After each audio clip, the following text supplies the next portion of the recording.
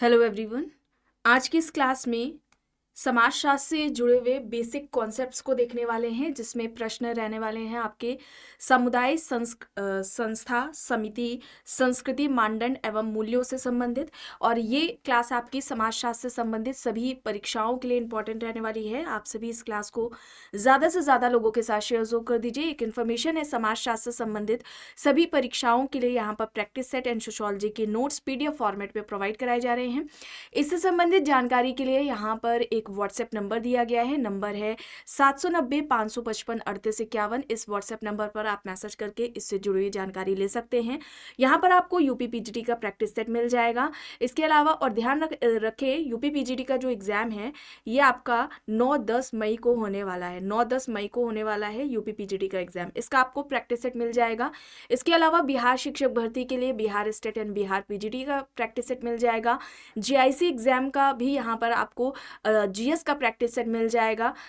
इसका GIC exam के लिए समाजशास्त्र का भी प्रैक्टिस सेट है। और जीडीसी एग्ज़ाम, ध्यान रखें, जीडीसी एग्ज़ाम आपका 31 मई को होने वाला है। इसका भी समाजशास्त्र का आपको प्रैक्टिस सेट मिल जाएगा। यूजीसी नेट का भी प्रैक्टिस सेट है, यहाँ पर आपको देखने को मिलेगा। और बात की जाए राजस्थान स्कूल व्याख्याता या हम कहें पीजीटी एग्जाम के लिए ग्रेड 1, तो इसका भी आपको प्रैक्टिस सेट यहाँ पर मिल जाएगा। राजस्थान असिस्टेंट प्रोफेसर का प्रैक्टिस सेट है समाजशास्त्र का, इसका जीके का प्रैक्टिस सेट।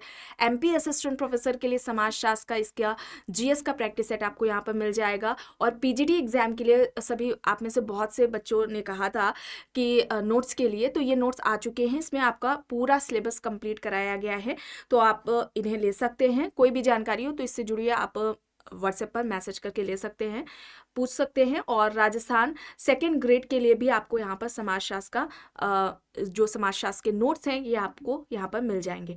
और बात की जाए यहाँ पर, ये बेसिक कॉन्सेप्ट से रिलेटेड टॉपिक्स हैं, ठीक है। ये कॉन्सेप्ट्स बेसिक हैं आपके, ये आपके लगभग समाजशास्त्र के सभी परीक्षाओं में आपको देखने को मिलेंगे, तो इसके भी आपको नोट्स यहाँ पर देखने को मिल जाएंगे। एंड थिंकर से रिलेटेड भी नोट्स हैं, और इसमें इंडियन थिंकर्स भी शामिल किए गए हैं। कोई भी जानकारी चाहते हैं तो ये यहाँ पर व्हाट्सएप नंबर दिया गया है, इस पर मैसेज करके आप पूरी जानकारी ले सकते हैं। 25 प्रश्न हो गए थे, उसके बाद के प्रश्न यहाँ तक हो गया था। चलिए अब यहाँ से शुरू करना है। देखिए प्रश्न है, निम्न में से कौन सा सामुदायिक भावना का एक प्रमुख अंग नहीं है? ऑप्शंस देखिए, परस्पर निर्भरता की भावना, विभेदीकरण, हम की भावना, उपरोक्त सभी। सामुदायिक भावना का एक प्रमुख अंग नहीं है। परस्पर निर्भरता की भावना, विभेदीकरण, हम की भावना या फिर उपरोक्त सभी। देखिए मैकएवर एंड पेज की अगर हम बात करते हैं तो इन्होंने समुदाय के निर्माण के आधार बताए थे। समुदाय निर्माण के आधार 2 बताए थे मैकएवर ने। एक स्थानीयता को बताया था और दूसरा सामुदायिक भावना को बताया था, ठीक है। सामुदायिक भावना को बताया था। स्थानीयता और सामुदायिक भावना, ये 2 आधार मैकएवर एंड पेज के द्वारा बताए गए हैं। और यहाँ पर विभेदीकरण नहीं होगा, ठीक है। ध्यान रखेंगे, विभेदीकरण यहाँ पर राइट आंसर हो जाएगा, ठीक है। विभेदीकरण यहाँ पर नहीं है, ठीक है, इसे आप याद रखेंगे। चलिए आगे देखते हैं। प्रश्न है, निम्न में से कौन सा एक संस्था के सही अर्थ को बताता है? ऑप्शन है, एक स्थान जहां अनेक व्यक्ति कार्य करते हैं, या फिर एक कार्यालय परिसर जहां अनेक महत्वपूर्ण कार्य होते हैं, एक संगठन जो महत्वपूर्ण कार्यों में होते हैं, या फिर अंतर संबंधित लोकाचारों और रूढ़ियों का योग्य यहाँ पर संस्था कहा जाएगा उसे। संस्था के सही अर्थ को इनमें से कौन सा विकल्प सही तरीके से परिभाषित कर रहा है? यहाँ पर राइट आंसर क्या होगा?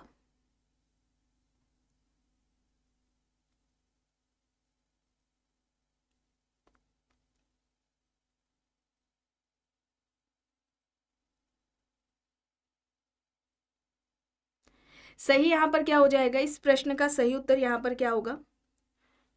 अंतर संबंधित लोकाचारों और रूढ़ियों का योग होगा। विकल्प डी यहाँ पर राइट होगा। ऑप्शन डी यहाँ पर राइट आंसर हो जाएगा। चलिए अब यहाँ पर देखिए, संपूर्ण संस्था की अवधारणा किसने प्रस्तुत की? Merton, Goffman, Durkheim, vapour. यहाँ पर ऑप्शंस दिए गए हैं। संपूर्ण संस्था, टोटल इंस्टीट्यूशन का कॉन्सेप्ट यहाँ पर पूछा जा रहा है। संपूर्ण संस्था हम किसे कह सकते हैं?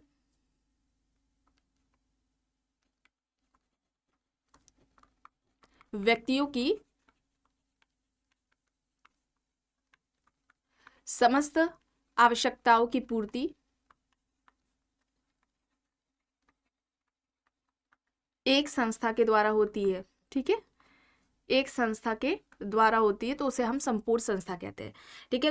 मैंने जो फील्ड वर्क किया था तो उन्होंने बताया, अपने इस कॉन्सेप्ट के बारे में भी बताया था कि कुछ समुदाय ऐसे होते, कुछ कह सकते हैं हम लोग, व्यक्तियों का समूह या संकलन ऐसा होता है जिन्हें बाकी समाज समुदाय से अलग रखा जाता है, ठीक है। और इन्होंने उसे क्या कहा था, उन सभी व्यक्तियों का जो समूह, उन सभी व्यक्तियों की जो आवश्यकताएं हैं वो एक संस्था के द्वारा पूरी की जाती है। इसको ही इन्होंने संपूर्ण संस्था या समग्र संस्था कहा था। और इसका उदाहरण इन्होंने जेल को बताया था, पागल खाने को बताया था, ठीक है, पागल खाने को बताया था या पागल खाना, ठीक है। तो ये उदाहरण गॉफमैन के द्वारा बताए गए हैं, इसे आपको याद रखना है। इसके अलावा अगर संस्था की बात आती है कि संस्था केवल ऐसे ही कॉन्सेप्ट पूछे या फिर संस्था का विकास या संस्था का उद्विकास इस तरह से पूछते हैं तो यह अवधारणा समनर के द्वारा दी गई है। इसके अलावा द्वितीयक संस्था की अवधारणा, ठीक है, ध्यान रखेंगे, द्वितीयक संस्था की अवधारणा किसने दी है, तो द्वितीयक संस्था की अवधारणा ये पार्सन्स द्वारा दी गई है, ठीक है, द्वितीयक संस्था की अवधारणा पार्सन्स ने दी है। और इसके अलावा संस्थाकरण की अवधारणा, ठीक है, संस्थाकरण की अवधारणा ये किसकी हो जाएगी, ये भी पार्सन्स के द्वारा दी गई है। तो यहाँ पर संस्था हो गया, द्वितीयक संस्था और संस्थाकरण, ये और यहाँ पर संपूर्ण संस्था, ठीक है, ये डायरेक्टली एक साथ भी कभी कभी दे देते हैं तो इसमें बच्चे अक्सर कंफ्यूज हो जाते हैं, तो इसे आपको ध्यान में रखना है। संस्था की अवधारणा समनर ने दी है, द्वितीयक संस्था की अवधारणा पार्सन्स ने, और संस्थाकरण की अवधारणा भी पार्सन्स ने दी है। संपूर्ण संस्था की अवधारणा किसने दी है, गॉफमैन के द्वारा दी गई है। विकल्प बी यहाँ पर राइट आंसर होगा। चलिए आगे यहाँ पर देखिए, ऐसा समूह जो सनातन नहीं होते अपितु उद्देश्यों की स्थायी नहीं होते, ठीक है, स्थायी नहीं होते अपितु उद्देश्यों की पूर्ति के साथ ही प्रायः समाप्त हो जाते हैं, उन्हें क्या कहते हैं। ऑप्शन है यहाँ पर संस्था, समिति, भीड़, समुदाय। ऐसे समूह जो स्थायी नहीं होते बल्कि उद्देश्यों को पूरा करने के बाद समाप्त हो जाते हैं, उन्हें हम क्या कहेंगे, उन्हें हम क्या कहेंगे, समिति कहेंगे, एसोसिएशन कहेंगे। इसकी भी विशेषताएं देख लेते हैं। व्यक्तियों का समूह, ठीक है, समिति क्या है, व्यक्तियों का समूह है, निश्चित संरचना होती है इसकी, व्यक्तियों का समूह है, निश्चित संरचना होती है, निश्चित उद्देश्य होते हैं और उन उद्देश्यों को पूरा करने के लिए समिति का गठन किया जाता है। इसके अलावा औपचारिक नियम पाए जाते हैं इसमें, ठीक है, औपचारिक नियम होते हैं, विचार पूर्वक इसकी स्थापना होती है,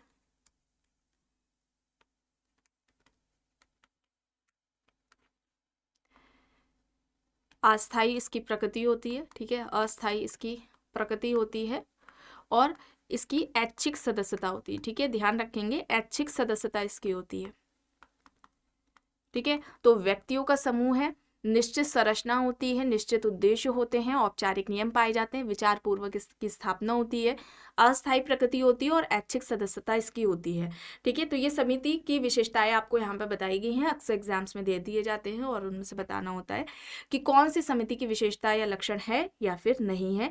इसे आप इस तरह से याद रखेंगे, ठीक है। और भीड़ के बारे में अगर हम बात करें तो भीड़ को हम इस तरह से कह सकते हैं कि व्यक्तियों का ऐसा संगठन या संकलन जिनमें एक दूसरे के साथ प्रत्यक्ष अस्थायी या असंगठित संपर्क पाया जाता है, तो उस व्यक्तियों के संकलन को हम क्या कहेंगे, भीड़ कहेंगे, ठीक है। भीड़ व्यक्तियों का ऐसा संगठन है जिनमें एक दूसरे के साथ प्रत्यक्ष, अस्थायी व असंगठित संपर्क पाया जाता है, ठीक है।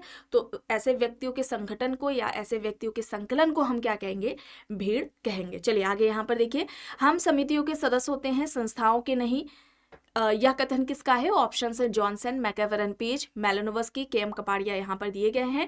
हम समितियों के सदस्य होते हैं, संस्थाओं के नहीं, यह कथन किसका है, यहाँ पर राइट क्या होगा, ये किसका कहना है, हम समितियों के सदस्य होते हैं, संस्थाओं के नहीं होते, ये किसके द्वारा बात कही गई है, मैकेवरन पेज के द्वारा, ठीक है, मैकेवरन पेज के द्वारा ये बात कही गई है। विकल्प बी यहाँ पर राइट होगा। चलिए अब यहाँ पर देखिए, प्रश्न है कौन एक समिति की विशेषता नहीं है। ऑप्शन देखिए, इसका एक उद्देश्य होता है, औपचारिक नियम, सहयोग या फिर स्थायी प्रकृति।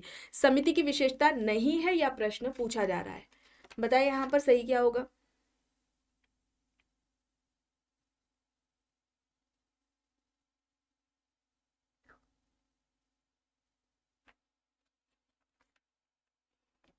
और यहाँ पर मैकेवर का जो ये स्टेटमेंट आया है एक इस तरह से भी आता है, समिति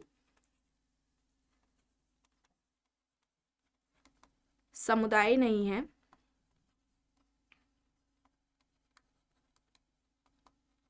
समुदाय के अंतर्गत एक संगठन है। ठीक है, समिति समुदाय नहीं है बल्कि समुदाय के अंतर्गत एक संगठन है। ये किसका कहना है? मैकेवर का कहना है, इसे आप याद रखेंगे। ठीक है, चलिए अब यहाँ पर बताएं, एक समिति की इनमें से कौन सी विशेषता नहीं है? इसका एक उद्देश्य होता है, औपचारिक नियम होते हैं, सहयोग होता है, ये सही है।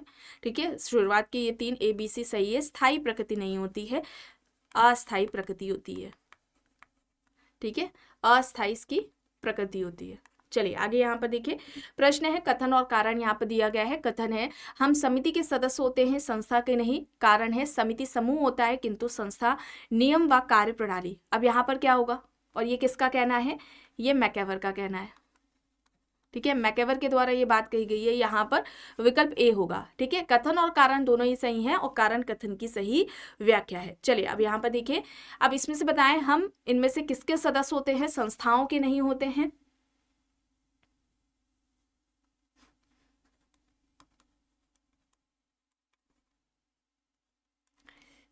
बताएं यहाँ पर।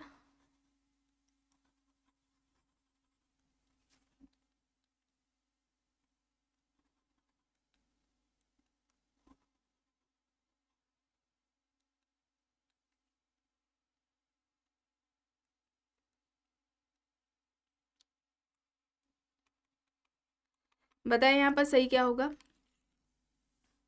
हम समिति के सदस्य होते हैं, संस्थाओं के नहीं होते। ठीक है, हम समिति के तो सदस्य होते हैं, संस्थाओं के नहीं होते। किसका कहना है? मैकेवर का कहना है, इसे आप याद रखेंगे।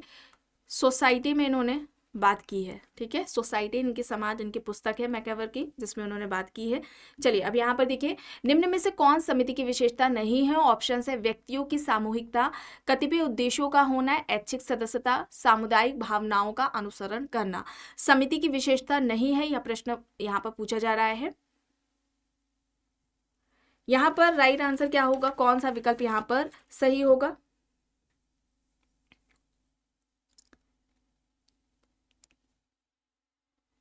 समिति की विशेषता,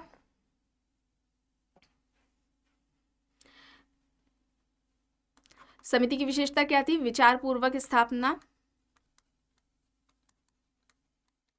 ठीक है, व्यक्तियों का की सामूहिकता हम कह सकते हैं, व्यक्तियों का संकलन है या व्यक्तियों का समूह होता है। विचार पूर्वक स्थापना होती है, निश्चित उद्देश्यों को प्राप्त करना होता है। ऐच्छिक सदस्यता होती है। इसके अलावा औपचारिक नियम होते हैं।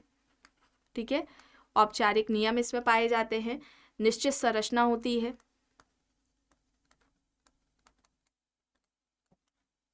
यहाँ पर सामुदायिक भावना का अनुसरण करना, ये यहाँ पर गलत हो जाएगा। ठीक है, सामुदायिक भावना किस में आती है? समुदाय में आती है। ये समुदाय की विशेषता है।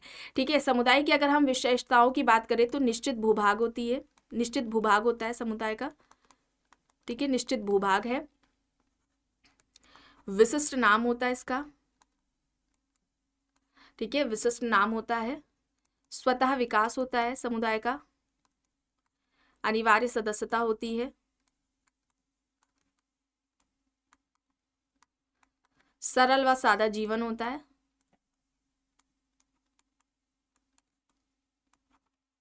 अनौपचारिक सदस्यता होती है।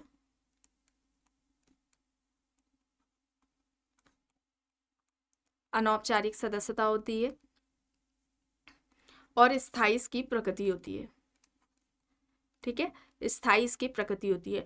तो ये समुदाय की यहाँ पर आपने विशेषताएं देखी। निश्चित भूभाग, विशिष्ट नाम, स्वतः इसका विकास होता है। अनिवार्य सदस्यता होती है। सरल सादा जीवन होता है। अनौपचारिक सदस्यता होती है और स्थायी प्रकृति इसकी होती है। ठीक है, तो ये आपको अनौपचारिक संबंध। ठीक है,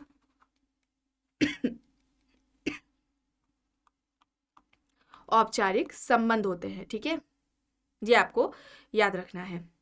चलिए आगे यहाँ पर देखिए, प्रश्न है निम्न में से कौन सा वक्तव्य सही है? ऑप्शन देखिए, विकल्प ए है सामाजिक मानक सार्वभौमिक होते हैं। विकल्प बी सामाजिक मानक परिस्थिति के अनुसार होते हैं। विकल्प सी एक समाज में सभी सामाजिक मानक समान रूप से महत्वपूर्ण होते हैं। विकल्प डी सामाजिक मानक लगभग गतिहीन होते हैं। यहाँ पर सही पूछा जा रहा है।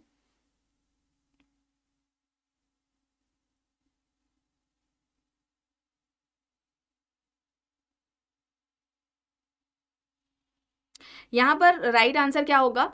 विकल्प बी, सामाजिक मानक परिस्थितियों के अनुसार होते हैं। ठीक है, ये परिस्थिति के अनुसार होते हैं। ठीक है, ये आपको याद रखना है। और ये जो मानक होते हैं ये समाज में अनिवार्य रूप से पाए जाते हैं। इसे भी आप याद रखेंगे, सभी समाजों में ये जो मानक होते हैं वो पाए जाते हैं। ठीक है, ये व्यक्तियों का मार्गदर्शन करते हैं, सापेक्ष होते हैं, है ना, इन्हें आप याद रखेंगे। ये सापेक्ष होते हैं, सभी व्यक्तियों या हम कहें सभी परिस्थितियों में समान रूप से ये लागू नहीं होते। ये एक इसकी महत्वपूर्ण विशेषता है, इसे आप याद रखेंगे। जो सामाजिक मानक होते हैं ये सापेक्ष होते हैं, ये सभी व्यक्तियों पर प्लस ये सभी परिस्थितियों में समान रूप से लागू नहीं होते। ठीक है, ये इसकी महत्वपूर्ण विशेषता है, इसे आप याद रखेंगे। यहाँ पर विकल्प बी है।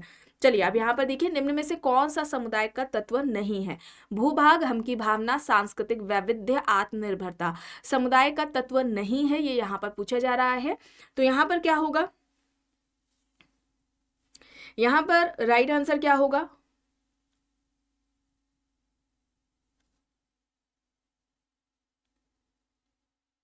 यहाँ पर सांस्कृतिक वैविध्य होगा, ऑप्शन सी। ठीक है, विकल्प सी यहाँ पर राइट आंसर हो जाएगा। सांस्कृतिक वैविध्य है, एक कॉन्सेप्ट आपको याद रखना है सांस्कृतिक विलंबना का, और यह अवधारणा किसके द्वारा दी गई है? ऑगबर्न के द्वारा दी गई है। ठीक है, ऑगबर्न के द्वारा यह अवधारणा दी गई है। संस्कृति के इन्होंने दो प्रकार बताए थे, भौतिक संस्कृति और अभौतिक संस्कृति। भौतिक और अभौतिक संस्कृति, ये दो प्रकार इनके द्वारा ऑगबर्न के द्वारा बताए गए हैं। चलिए आगे यहाँ पर देखिए, प्रश्न है समाजशास्त्र की भाषा में एक गांव क्या है? समाज, संगठन, समिति, समुदाय। समाजशास्त्र की भाषा में एक गांव क्या है, उसे क्या कहा जाएगा?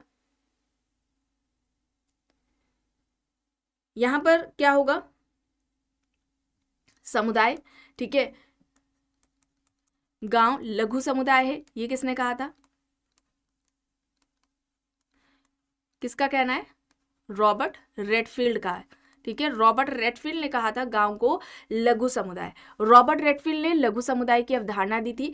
लघु समुदाय के लक्षण या अगर हम कहें विशेषताओं की, तो ये इन्होंने 4 बताए थे। एक बताया था इन्होंने लघुता को। ठीक है, लघुता, विशिष्टता, समरूपता, फिर हो जाएगा आत्मनिर्भरता। लघुता, विशिष्टता, समरूपता, आत्मनिर्भरता, ये 4 लक्षण इन्होंने बताए थे और कहा था कि जहां पर भी हमें जिसमें भी देखने को मिलेंगे वो लिटिल कम्युनिटी, और गांव को इन्होंने लघु समुदाय कहा था। ठीक है, जो लघु समुदाय है वो जन्म से लेकर मृत्यु तक का प्रबंधन है। जन्म से लेकर मृत्यु तक का प्रबंधन है, इस तरह से स्टेटमेंट आता है। ये किसका कहना है? रॉबर्ट रेडफील्ड का कहना है, तो इसे आप याद रखेंगे। ठीक है, विकल्प डी यहाँ पर राइट है। और रॉबर्ट रेडफील्ड ने लघु समुदाय की अवधारणा किस पुस्तक में दी है? द लिटिल कम्युनिटी में, और ये कब आती है? 1955 में। ठीक है, 1955 में ये इनकी पुस्तक आती है। चलिए आगे यहाँ पर देखिए, प्रश्न है प्रतिमान होते हैं, ऑप्शन है वर्ग आचरण के वे मानक जिनका अनुसरण इसके सदस्यों को निश्चित रूप से करना चाहिए। विकल्प बी, वे मानक जिनका पालन व्यक्तियों में प्रसार लाने हेतु किया जाता है। विकल्प सी, कतिपय नियम जो व्यक्तियों को किसी किस्म की अंतःक्रिया से दूर रखने हेतु अपनाए जाते हैं। विकल्प डी, वे जो व्यक्तियों के आचरण के विपरीत कार्य करते हैं। प्रतिमान हम किसे कहेंगे? यहाँ पर क्या होगा? यहाँ पर वर्ग आचरण के वे मानक जिनका अनुसरण इसके सदस्यों को निश्चित रूप से करना चाहिए। ऑप्शन ए यहाँ पर राइट आंसर हो जाएगा। विकल्प ए यहाँ पर राइट आंसर है। बियरस्टेड का आपको नाम याद रखना है। ठीक है, रॉबर्ट बियरस्टेड है। रॉबर्ट बियरस्टेड सामाजिक प्रतिमानों के बारे में क्या कहते हैं? कार्यों को करने का तरीका। ठीक है, कार्यों को करने का तरीका, ये क्या है? सामाजिक प्रतिमान को इन्होंने कहा कार्यों को करने का तरीका।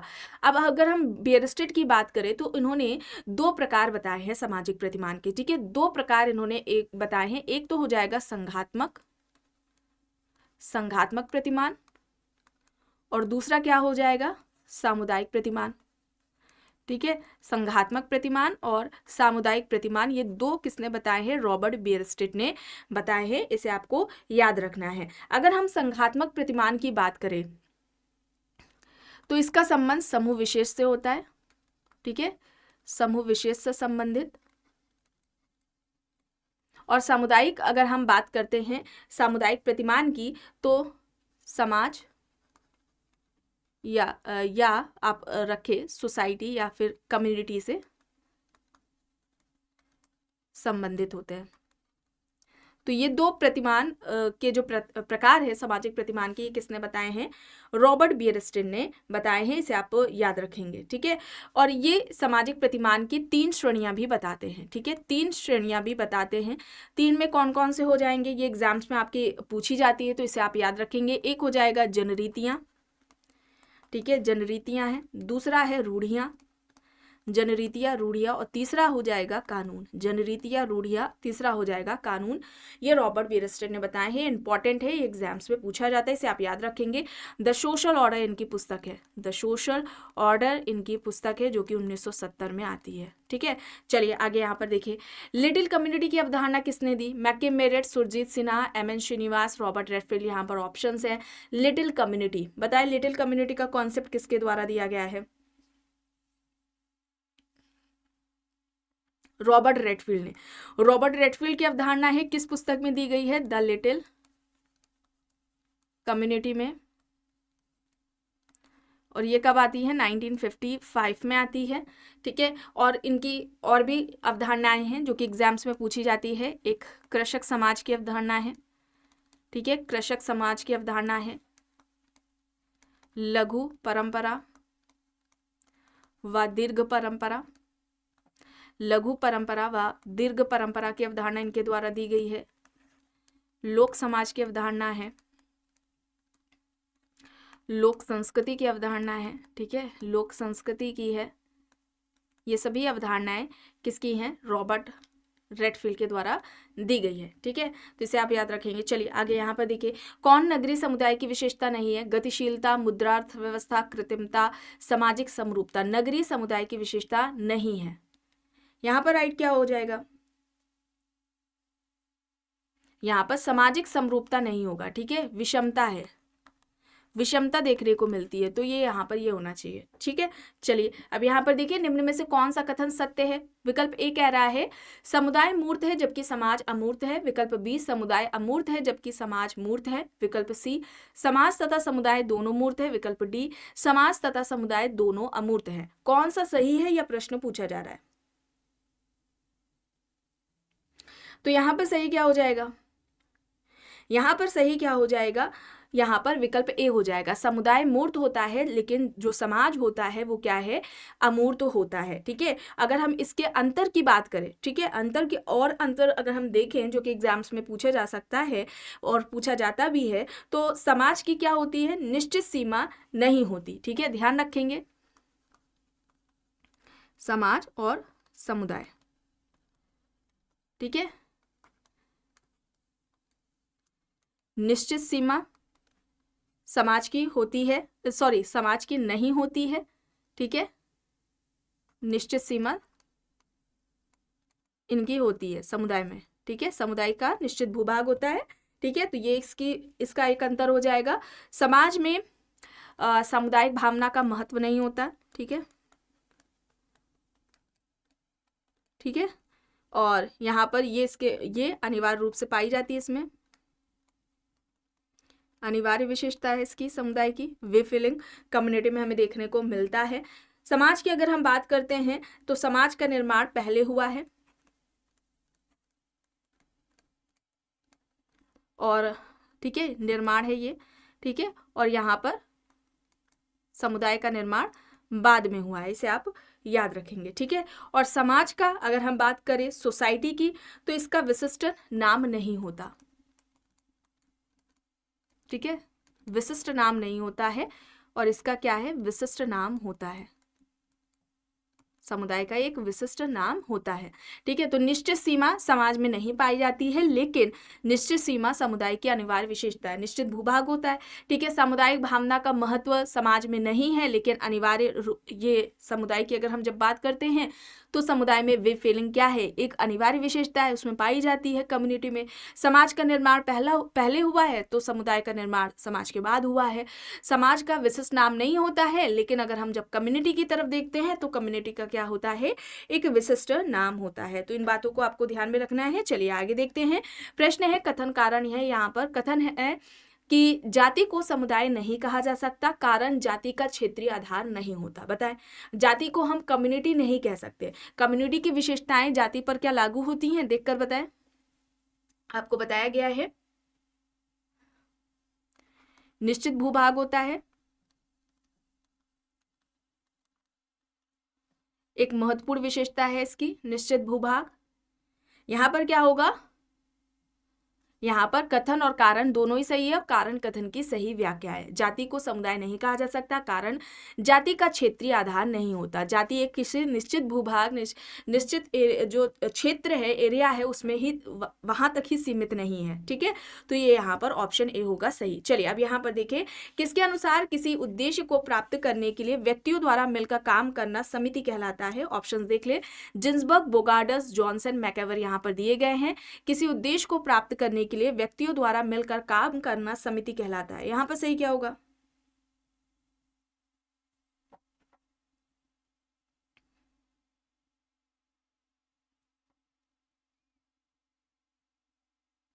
यहां पर राइट आंसर क्या होगा, बोगार्डस। ठीक है, बोगार्डस होगा, ऑप्शन बी यहां पर राइट होगा।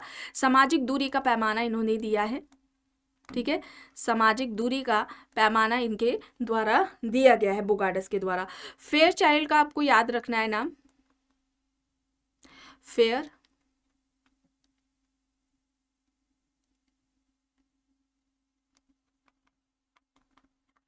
चाइल्ड ने समिति की जब परिभाषा दी थी तो उसमें 3 तत्वों के आधार पर दी थी, कीवर्ड की तरह आप याद रख सकते हैं। एक तो इन्होंने समिति को संगठनात्मक समूह कहा,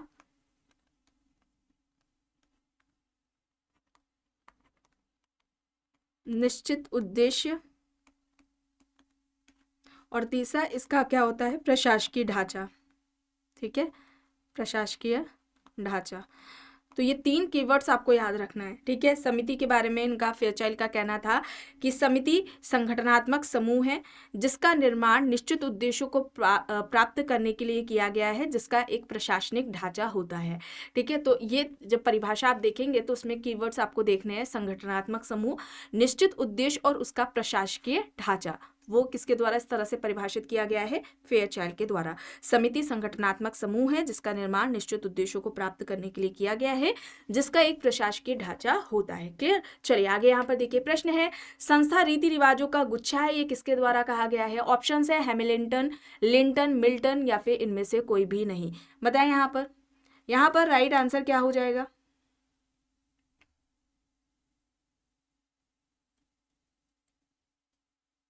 यहाँ पर राइट क्या आंसर क्या हो जाएगा, हैमिल्टन हो जाएगा। ऑप्शन ए यहाँ पर राइट आंसर हो जाएगा। ठीक है, विकल्प ए यहाँ पर राइट आंसर हो जाएगा।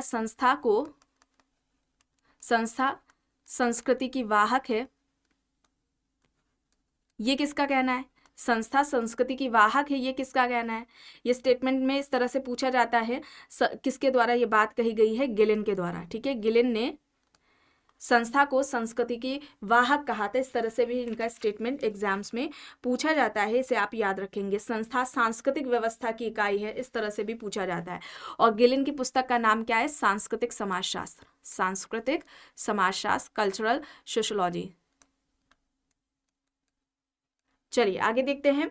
प्रश्न है किसने संस्कृति को महत्व देते हुए संस्था को सांस्कृतिक व्यवस्था की इकाई माना। Green, MacIver, Gillin and Gillin, Sumner यहाँ पर ऑप्शंस हैं। संस्था को सांस्कृतिक व्यवस्था की इकाई किसने कहा, यहाँ पर सही क्या होगा, यहाँ पर राइट आंसर क्या हो जाएगा, गिलिन एंड गिलिन। ठीक है, गिलिन एंड गिलिन होगा, ऑप्शन सी यहाँ पर राइट होगा। चलिए अब यहाँ पर देखिए, किसका विचार है कि समुदाय का विचार पड़ोस से प्रारंभ होकर संपूर्ण विश्व तक पहुंच जाता है। ऑकबर्न, जिन्सबर्ग, मैकएवर, किंग्सले डेविस, यहाँ पर ऑप्शंस दिए गए हैं। समुदाय का विचार पड़ोस से प्रारंभ होकर संपूर्ण विश्व तक पहुंच जाता है, ये किसका कहना है?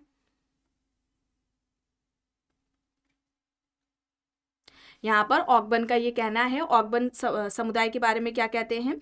सामाजिक जीवन का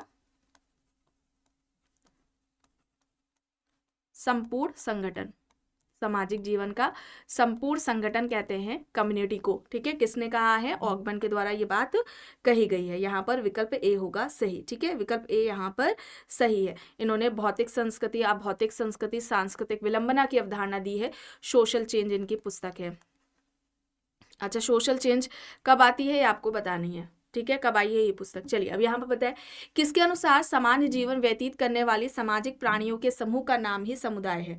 ऑप्शन है यहाँ पर Ginsburg, Lumle, Kimball young, call मैनहीम। बताएं, किसके अनुसार सामान्य जीवन व्यतीत करने वाले सामाजिक प्राणियों के समूह का नाम ही समुदाय है? यहाँ पर राइट आंसर क्या हो जाएगा? सामान्य जीवन व्यतीत करने वाले सामाजिक प्राणियों के समूह का नाम ही समुदाय है, ये किसका कहना है?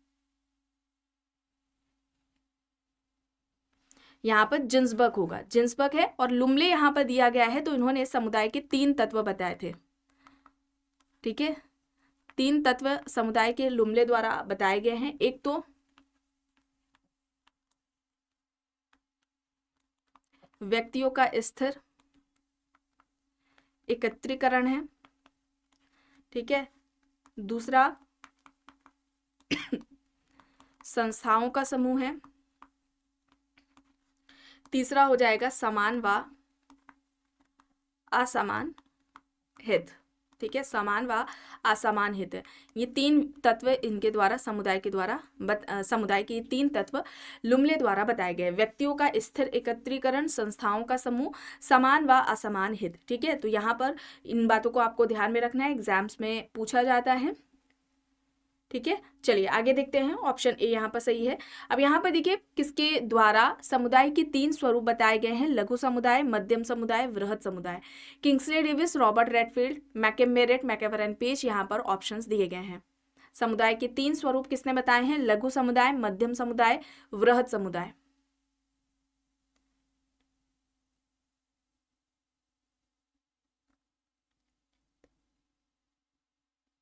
यहाँ पर बताएं सही क्या होगा?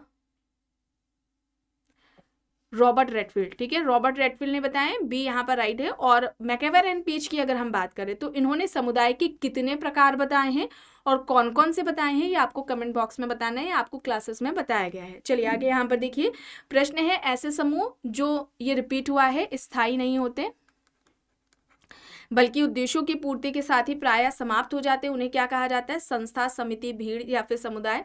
तो ऐसे समूह जो स्थायी नहीं है बल्कि उद्देश्यों को पूरा करने के बाद ये समाप्त हो रहे हैं, उन्हें हम एसोसिएशन कहेंगे, संस्था कहेंगे। यहाँ पर बी होगा सही। आखिरी प्रश्न है, एक समिति समुदाय नहीं है पर एक समूह समुदाय में अंतर्निहित है। ऑप्शन है, यह कथन सही है, यह कथन असत्य है, कथन आंशिक रूप से सत्य है, कथन आंशिक रूप से असत्य है। बताएं, एक समिति समुदाय नहीं है बल्कि पर एक समूह समुदाय में अंतर्निहित है। तो ये जो स्टेटमेंट है, कथन है, वो सही है या फिर गलत है, या फिर आंशिक रूप से सही है या फिर आंशिक रूप से गलत है, असत्य है।